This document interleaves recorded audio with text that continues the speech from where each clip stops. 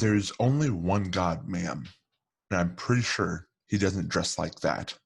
This is the Life Given Podcast. I'm Isaac Lopez. If you're still on the fence, I want to knock you off of it. The other side has one thing right, and that is you cannot be silent. There is no middle ground in issues in today's culture. So in today's episode, I want to look at the movement, the new God that is in our culture and what it is doing as it sweeps across it, and what it does to it, even its most loyal and valiant supporters, and what it really wants. I just want to show you what is going on, and hopefully you will get knocked off the fence to one side or the other. At least we'll know where you stand at the end of this episode. American way of life. In our schools, our newsrooms, even our corporate boardrooms, there is a new far left fascism that demands absolute allegiance.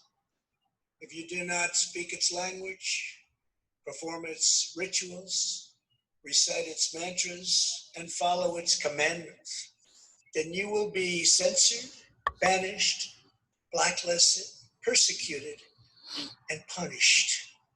It's not going to happen to us. If you listen to Monday's show, you will know that you will have heard that clip. Trump has a great beat. He knows exactly what this movement is. It's a new belief.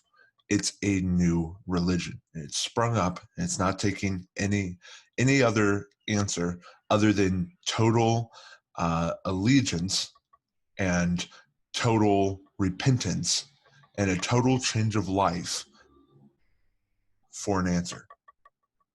Anything other than that, anything other than I repent and let me bow down to you and let me sacrifice whatever it takes to satisfy your requirements.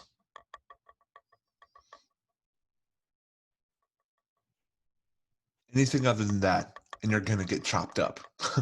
You're going to get eaten up and spit out, and they'll move on. It is moving so quickly, and if you don't declare which side you're on, if you do not take a stand, if you are not willing to die on a hill, and that hill's coming up really fast, then you're going to get chewed up, spit out the other end, and you really will not be recognizable.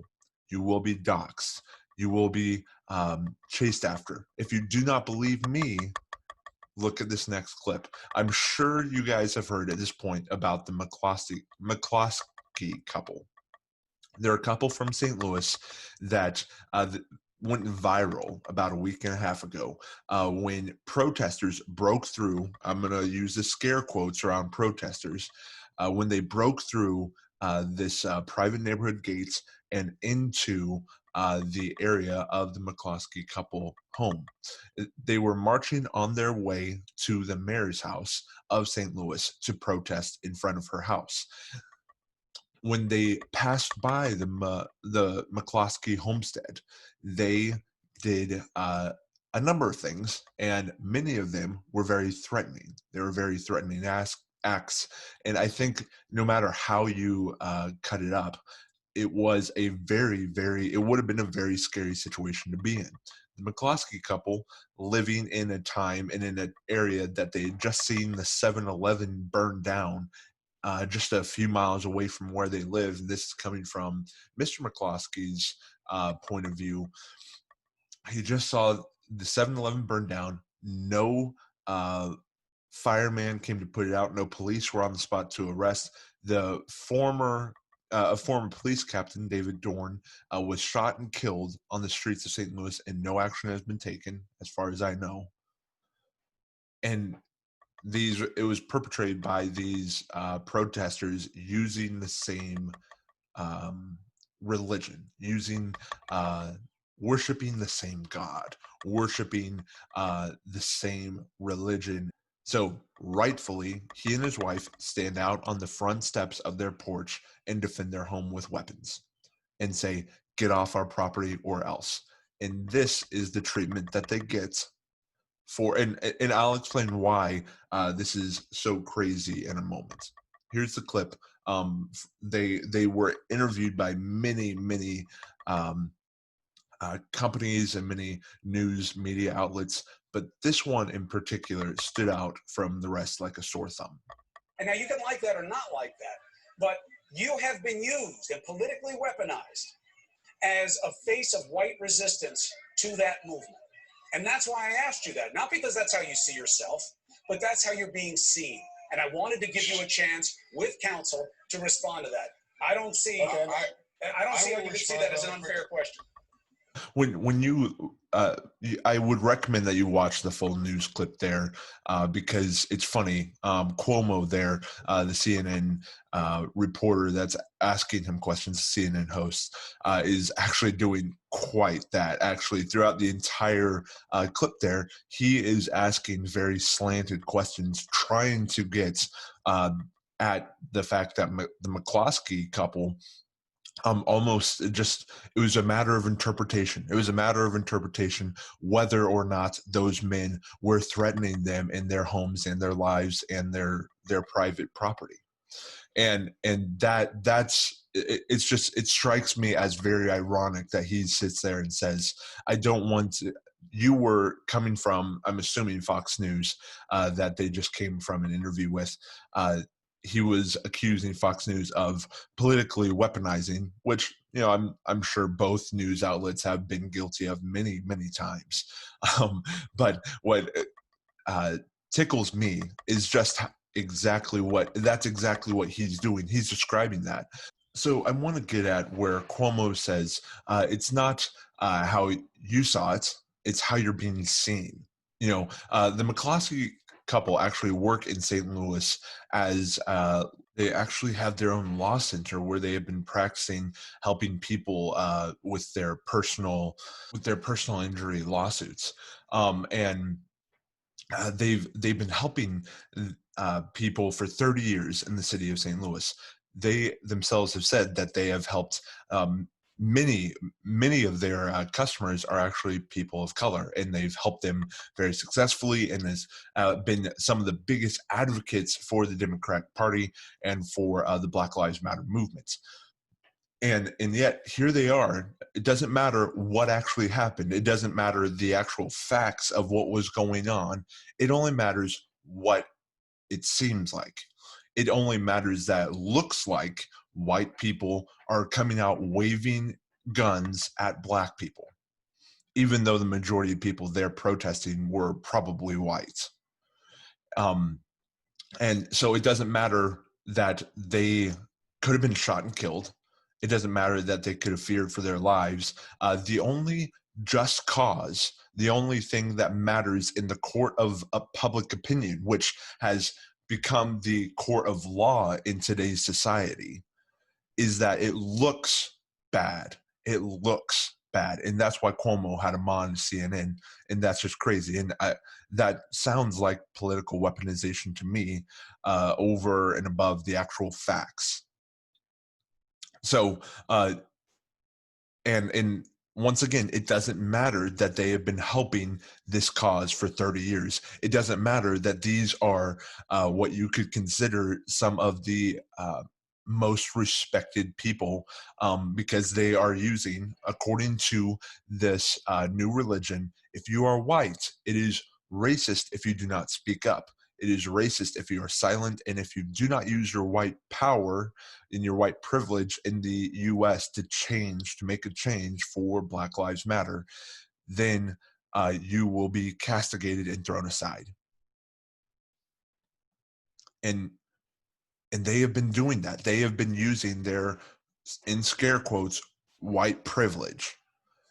And it doesn't matter what they have done. Now they are being doxxed. Recently, there was just a massive protest right outside the gates, because it was rebuilt after it was torn down. It was rebuilt after the first protesters pushed through, and hundreds of people sat outside their home protesting them. So it's just, it doesn't matter who you are. This new religion is coming for you, and it is not taking no for an answer. This is the last clip that I want to look at, and this is their philosophy. This is the main philosophy that drives this new religion, and the hinge on which it swings. Okay, you probably have heard the quote coming from an interview that was had on Fox News, where they interviewed the Black Lives Movement New York chapter's president. Although there's some disagreement on whether this is the official stance of the Black Lives Matter movement, but I believe that this is actually one of the core beliefs, and we're seeing this philosophy being assumed more and more throughout the movement as it evolves into what we're seeing now. And I quote, "If this country doesn't give us what we want, then we will burn down this system and replace it." All right? And I could be speaking figuratively. I could be speaking literally. It's a matter of interpretation. Why would you speak so vaguely if you wanted to change the system peacefully? And I think we're seeing more and more that this movement is more violent than just a political protest. This movement is becoming more and more at its core more violent. And here is a video clip that I would like to watch with you all. We stand at a critical point in history. Give Black people their rights, or we will burn this country to ashes. If that doesn't frighten you, I don't know what will. If that doesn't change your mind or push you off the fence, I don't know what will. And you can say, Isaac, it doesn't matter. These are radicals. And in this video, they do call themselves radicals. But you're seeing more and more of this movement taking that kind of shape, morphing into that kind of philosophy, morphing into that kind of activism that will not take no for an answer. And they are calling themselves a revolution. I'll post that in in full, the link to that video in full. You should take a watch, because it's a piece covering the New York chapter of Black Lives Matter. And this is the place that just defunded just cut a lot of funding to their police. And we're starting to see more violence rise in these cities that already were very violent. Now those cases of violence are rising. And I'm worried that this is about to come to a head very quickly. And I don't think that this is an issue that you can just wish away or just ignore and it's going to go away. This is happening in every city and every town, and they're coming after you guys. And it's do or die. It's take a stand or kneel to this God. You can join in the protests. That's fine if you want to. But it's not really fine because you're lending your voice and you're lending your energies to a cause that is looking to destroy the American way of life. You've heard the words that were spoken in the clips today. It doesn't matter whether you have been working for this cause for 30 years, and dedicated your entire life to it. And this is to the people who have newly joined this movement. Listen to me. It doesn't matter if you have lent your energies for the last 4 weeks. If someone who has been working their entire lives for this cause are getting doxxed and thrown aside and castigated, then you guys are next too. It doesn't matter where you think your loyalties lie. It just matters what it looks like and what they can justify. And what they can justify is based on what is seen in what the court of public opinion, which is ruled by the dictator of social media and news media outlets. And that's not necessarily the principle of innocence until proven guilty. Where are the checks and balances? This is why the American government was formed as it was formed. It was formed so that not one person could rule the entire nation. It wasn't made so that a mob could rule the United States of America. And yet we have seen that in this movement. That's what they want. Watch the full video of the New York BLM chapter. The president for that chapter makes it quite clear that they are not in it for equality, that this is a completely different ballgame. And I'm seeing more of a trend of Black Lives Matter movement looking more like that than peaceful protests. And even the peaceful protests, the principles behind that are completely un-American. So if this hasn't knocked you off the fence that you've been riding through this entire movement, then let me know. Let me know if that didn't convince you, and let's talk. Because I think that this really is not a time to find the middle ground on stuff. This is I don't think that it's you can just have be a moderate in this. Because I think as a moderate, you're cast with the conservatives and you're pushed to one side by this new religion. They don't care if you want to have a discussion. They don't want to have a discussion right now. They're coming for change and big change. And I don't see it as lining up with the American way of life and coincidentally with the Christian walk of life. So thanks for joining me on your Wednesday today.